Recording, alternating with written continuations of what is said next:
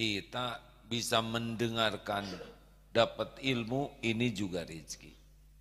Kalau kita sholat duha, maka kita bisa sholat duha pun rezeki itu dari Allah.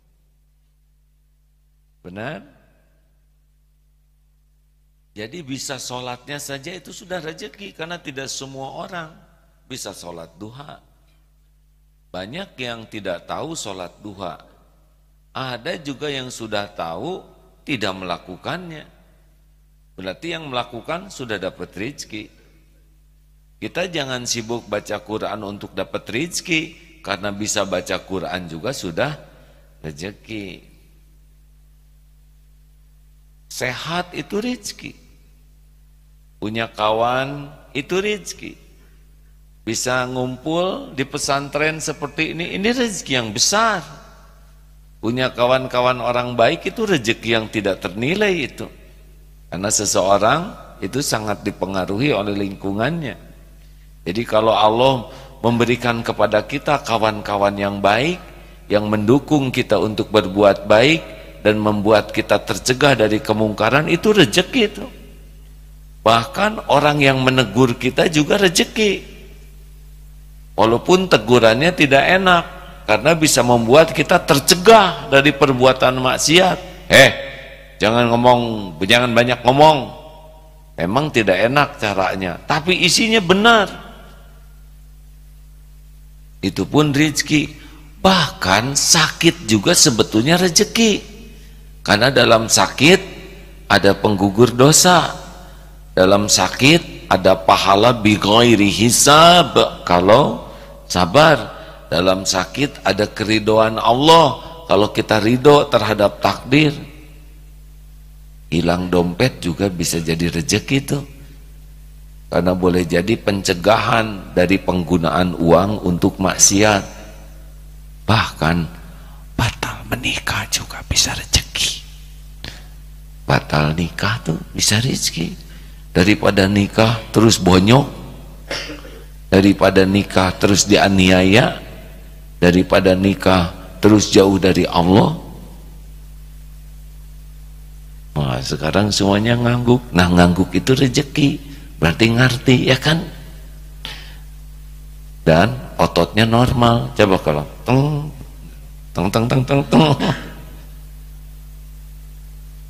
Masya Allah. Jadi yang paling gampang untuk menambah rezeki itu adalah bersyukur. Nah, kita ini kurang syukurnya. Kan di sebuah sekolah ada guru memberi pelajaran. Anak-anak, coba perhatikan di papan tulis ini. 1 tambah 1 sama dengan 2. Tulis, 2 tambah oleh guru itu. 2 tambah 2 sama dengan 4. 4 tambah 4 sama dengan 8. 5 tambah 5 sama dengan 11. 6 tambah 6 sama dengan 12. 7 tambah 7 sama dengan 14. Apa yang terlihat? Apa yang terpikir? Kan? 5 tambah 5 11. Kenapa? Salah? Ada lagi yang terpikir apa? Nah, inilah kita, Pak. Kita mah yang benar mah nggak diniat, ya nggak? Yang salah yang dilihat, kan begitu. Kan 1 tambah 1 sampai dengan 2 benar, betul? Nggak disebut, ya. Fokusnya itu tadi. 5 tambah 5 11. Ih, salah, Bu Guru salah. 5 tambah 5, pertanyaannya bukan mana yang salah, tapi apa yang terlihat. Ada sebuah kertas, ya. Kemudian dikasih titik di sini. Apa yang terlihat? Ada titiknya. Kertasnya nggak disebut tadi. Nah, begitulah kita kepada karunia Allah tuh gak adil. Betapa banyak karunia yang tiada bertepi yang tidak kita syukuri. Akibatnya ya kufur nikmat. Tahu sendiri kan kalau kufur nikmat. Padahal la in syakartum la azidannakum wa la in kafartum inna azabi lasyadid. Justru nikmat itu ditambah kalau kita syukur. Makanya Orang-orang yang sangat ingin merasa bahagia itu adalah orang yang menenggelamkan diri dalam rasa syukur. Aduh, kalau kita sudah berusaha tenggelam di dalam rasa syukur itu udah susah cari penderitaan tuh hadirin. Bahkan dalam kesulitan terpahit sekalipun, kalau bisa melihat kesulitan itu bagian karunia dari Allah, syukur. Ya seperti tadi itu, batal menikah, ada yang stres, ada yang ngebentur-benturkan kepala ke tembok, ada yang sujud syukur. Ya Allah, Engkau yang maha tahu apa yang akan terjadi. Saya memang memohon kepadamu, minta yang terbaik menurut ilmumu. Sekarang takdirnya batal pernikahan ini. Masya Allah, Alhamdulillah, Alhamdulillah, Alhamdulillah. Kata ibunya, nak gimana nih pernikahan batal? Bukankah ibu minta yang terbaik untuk saya? Iya. Nah sekarang hasilnya begini. Inilah yang terbaik. Dulu ada seorang anak SMA, ahli tahajud. Beliau anak dokter. Tidak tertinggal sholat berjamaah di masjid. Kelas 3 SMA. Juga senang sekali baca Quran. Saya bisa menyatakan begini karena melihat di masjid. Senang baca Quran, sholat berjamaah, kata ayahnya sih tiap malam qiyamul lailnya bagus. Kelas 3 SMA ini. Juga akhlaknya baik yang saya lihat. Nah, ujian SMA tidak lulus. Hanya kurang satu nilai. Ini zaman beberapa tahun yang lalu nilai satu aja berpengaruh. Padahal pintar. Padahal UMDK atau apa tuh yang diterima langsung tuh? PMDK. Penerimaan mahasiswa yang langsung itu sudah diterima di Jogja tuh. Kuliah di kedokteran. Tapi SMA-nya tidak lulus. Dan beliau tenang sekali. Yang gelisah ibu bapaknya. Katanya sampai habis sholat Jumat tuh ke lapang. Ya Allah, di mana keadilanmu? Anak segini baiknya. Padahal kalau bapaknya diadili oleh Allah, celaka tuh waktu itu. Disambar petir mungkin ya. Pendek kata, anak ini tenang. Jadi Allah memberikan tidak lulus ujian, tapi Allah membukakan hikmah. Tidak ada galau, tidak ada minder, tidak ada malu. Nah pada penutupan sekolah itu, akhir sekolah kan biasa suka ada acara, anak ini diminta tampil, karena memang berprestasi terus ya. Dan beliau mengatakan, sesudah salam dan doa, Bapak Ibu guru yang baik, saya mohon maaf, saya satu-satunya yang tidak lulus di SMA ini, sehingga kelulusannya tidak 100%. Saya berusaha untuk lulus dan saya pun berdoa kepada Allah supaya diberikan yang terbaik. Dan saya percaya ini yang terbaik bagi saya. Saya tidak kecewa dengan takdir ini karena pasti Allah selalu memberikan yang terbaik bagi hambanya. Saya bertobat kalau semua ini karena kelalaian saya. Dan saya mohon maaf kepada guru, kepala sekolah, dan kawan-kawan. Pada waktu itulah banyak orang yang berlinang air mata, guru-gurunya. Melihat keajegan anak ini. Kemantepannya, ketenangannya, dan itu berarti sangat banyak. Sebuah pelajaran berharga, orang yang bisa menghadapi takdir yang tidak sesuai harapan, tetapi dengan cara yang terbaik, dan itulah yang membuat dia melesat lebih tinggi nilainya di hadapan para guru dan kawan-kawan. Oh, ini memang anak matang. Dan sesudah itu ikut paket C dan kuliah saja biasa normal, karena memang sudah diterima. Nah hadirin sekalian, kadang-kadang Allah membelokkan takdir ya dengan sesuatu yang berbeda, tapi di sana Allah memberikan tambahan-tambahan karunia. Makanya untuk situasi pahit sekalipun kita harus benar-benar bersyukur. Paham? Nah begitulah hadirin. Adik-adik, ayolah banyak bersyukur. Mau sahur tidak kebagian nasi, baik atau buruk? Kan? Baik, karena di sebelahnya ada lontong. Ya alhamdulillah. Hadirin sekalian, marilah kita bersyukur dalam segala keadaan. Ala kulli hal. Di dalam penghinaan juga banyak karunia. Ini Darut Tauhid syariatnya bisa syariatnya ya. Bisa begini sesudah memasuki badai penghinaan, caci maki, dibully, dikucilkan, dipermalukan. Hasilnya begini. Dulu kan tidak begini pesantren kita, tidak ada sekolah, tidak ada tahfiz Quran, perekonomiannya ala kadarnya, sistemnya juga sederhana. Tapi justru sesudah dibully, dicaci, kembali niatnya kepada Allah.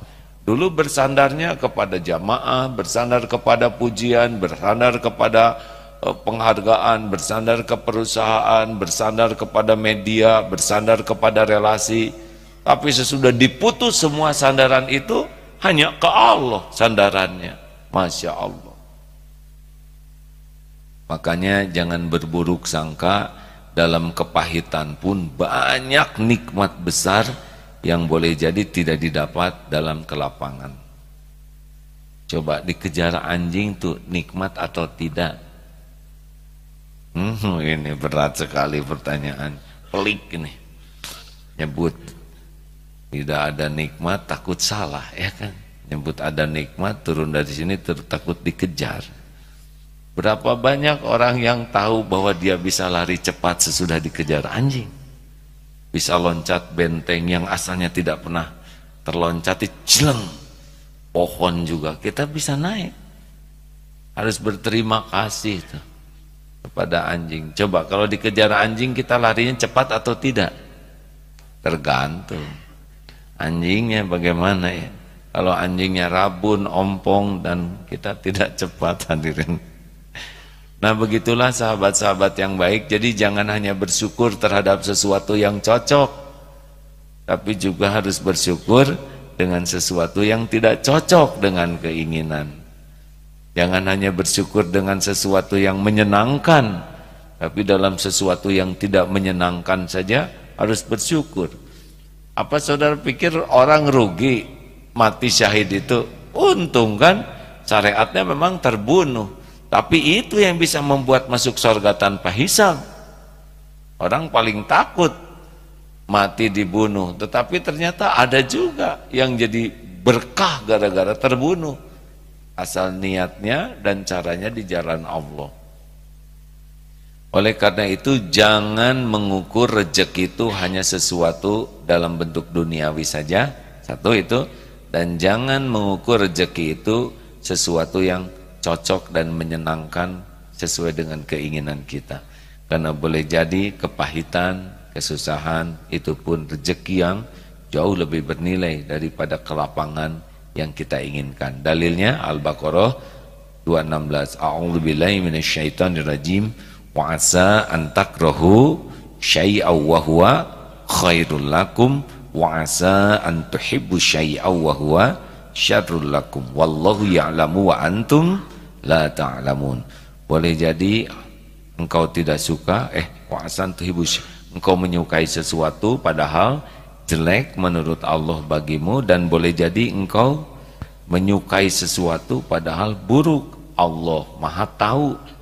Wallahu ya'lamu, Allah mengetahui segalanya, wa antum, dan kalian la ta'lamun. Makanya jangan sok tahu. Jangan sok tahu. Digigit anjing baik atau buruk? Udah makin pintar santri ya. Ada yang minta jodoh. Keluar dari rumah ternyata ketemu dengan seseorang yang mau jadi istrinya. Alhamdulillah. Biasanya kan dikejar anjing, hari ini lebih ringkas ya. Terima kasih kepada saudara-saudaraku di Bandung dan sekitarnya. Insya Allah kita akan bertemu di Masjid Transmall Studio. Ya, Transmall Studio. Ya, insya Allah kita jumpa di sana jam 9. Mudah-mudahan kita silaturahim. Asar dan Bada Isya ada di Darut Tauhid. Mudah-mudahan sudah tersambung dengan guru kita. Belum? Halo?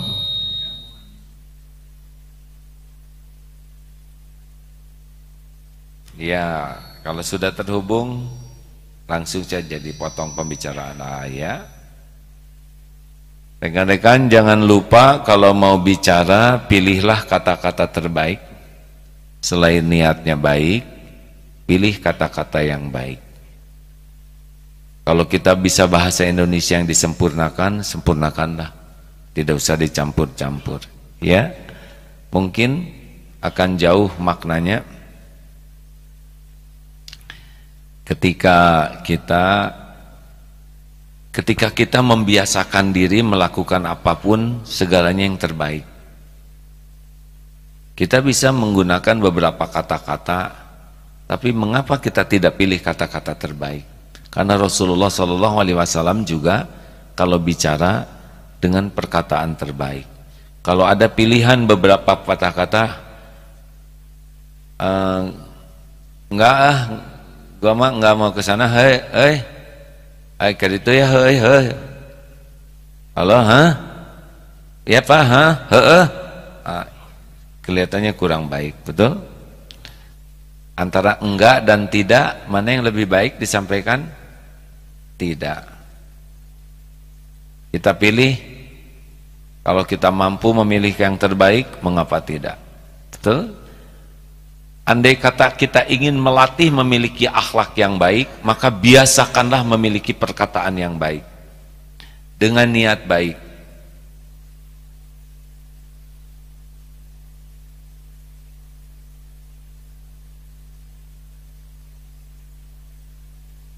Kalau diam, kenapa? Karena sedang menghargai yang ngobrol. Itu bahasa baiknya ya. Jelas?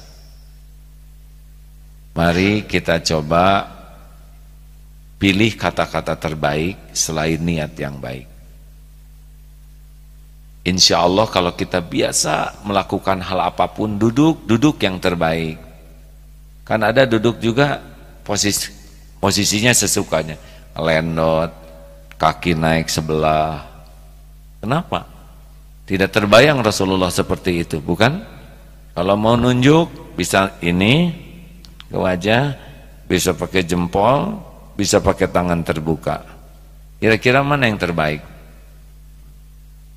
Apalagi pakai kelingking gini, ini. Kalau mengacungkan tangan, coba acungkan tangan. Ini tidak kelihatan siapa-siapa, betul? Apalagi begini. Kenapa tidak begitu?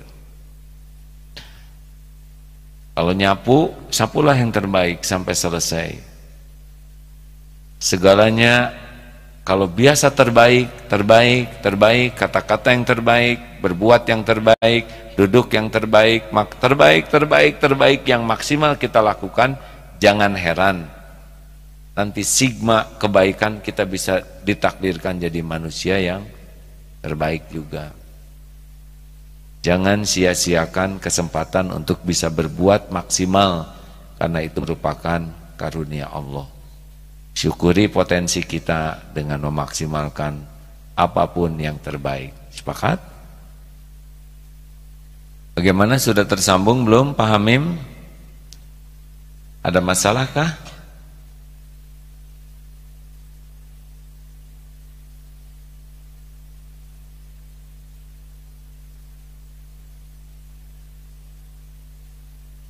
Baik, kemarin sudah pernah dibantu diingatkan acara pagi ini?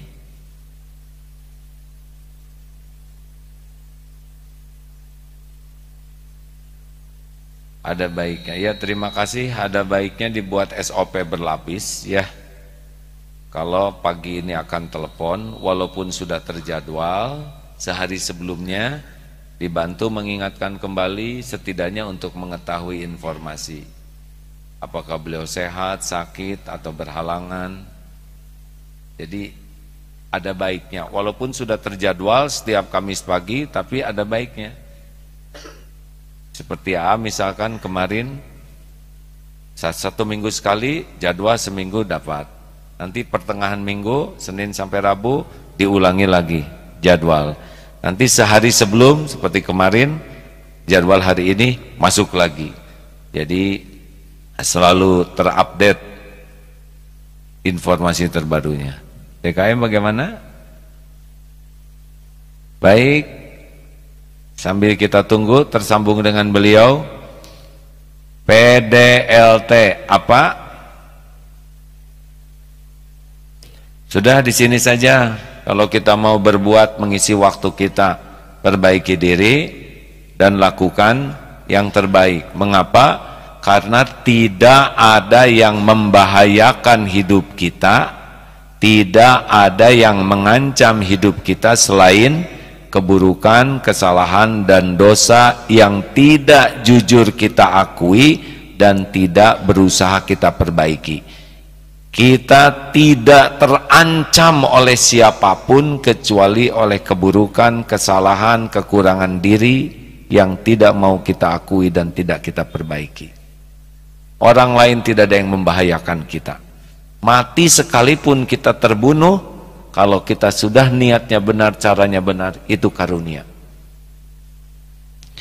Jangan terlalu sibuk memikirkan kekurangan kesalahan orang lain sampai lalai kepada kekurangan kesalahan diri.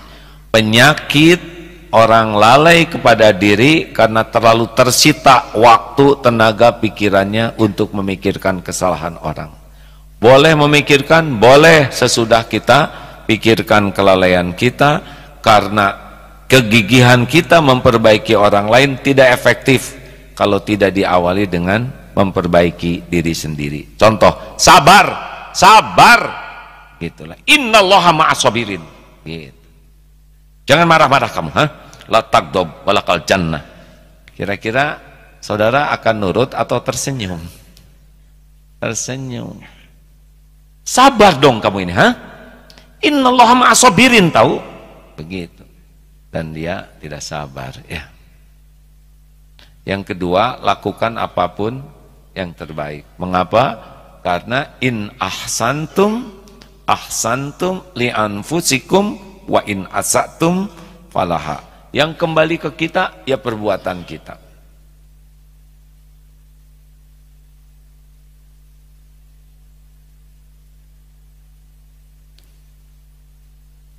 Untung masih kecil ini, ada di depan saya ini, ngantuk kecil, jadi gak apa-apa deh, sok terusin Bobo ya.